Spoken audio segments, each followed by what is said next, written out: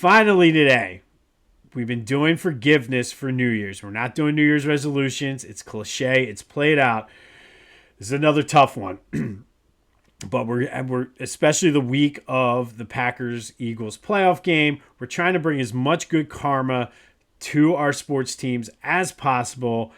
And the best way to do that is to forgive people. Forgiveness, put that good karma out there, that good energy, get the negativity off of your shoulders. And today, we are going to forgive Rich Kotite. And I'm not going to sit here and tell you Rich Kotite is the man, because he wasn't.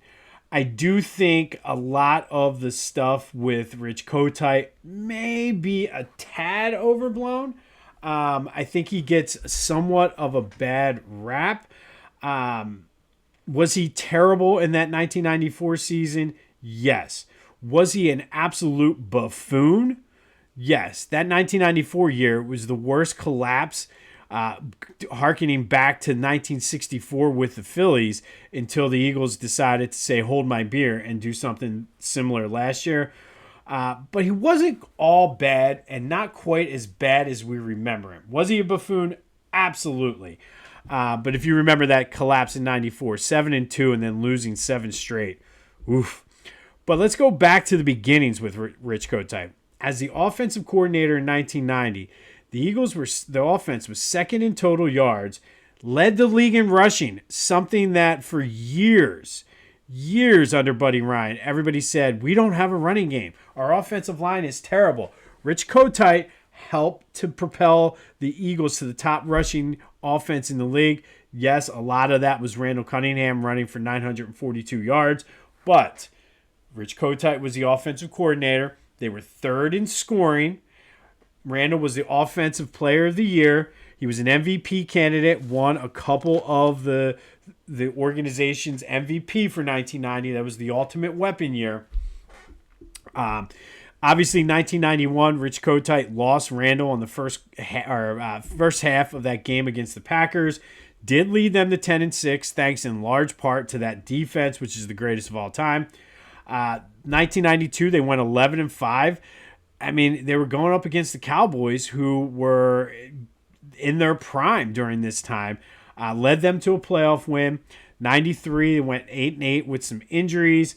1994, obviously, we know the what happened with the collapse. And I forgive him, not necessarily for not for 1990. Because, like I said, he turned Randall around. However, he could not figure out that Washington defense in the wild card game. So, Rich, I forgive you for not being able to make the adjustments in that wild card game.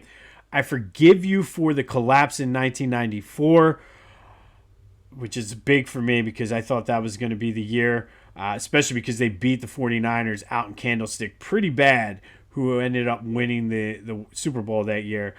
I forgive you for saying after the 1993 season, 8-8 is great. Come on, man. You can't do that. But I forgive you for it. I forgive you. I forgive you for the game. I believe it was in 1994 when it was raining. You should have gone for 2, but you didn't because you didn't laminate your game card, and you said you couldn't read it because the ink ran. I forgive you for that. Basically, he was a great offensive mind, but he was a buffoon. He was an absolute buffoon. And Rich Kotite, today, I forgive you for being a buffoon. I forgive you for the ink running on your card. I forgive you for the collapse of 94. I forgive you for saying 8-8 is great. I forgive you for not figuring out Washington's defense in that 1990 wildcard game, which is, by the way, happened in 1991. So I forgive you for all of that. We need all the good karma we can get. This one, to me, was tougher to forgive than Chip Kelly because Rich Kotite was sort of the guy who I thought was going to take over Buddy Ryan, add the offensive piece that was missing when Buddy was building those defenses. But alas, it did not happen. So Rich Kotite, I forgive you. We need the good karma. I feel better. I feel better. I feel better.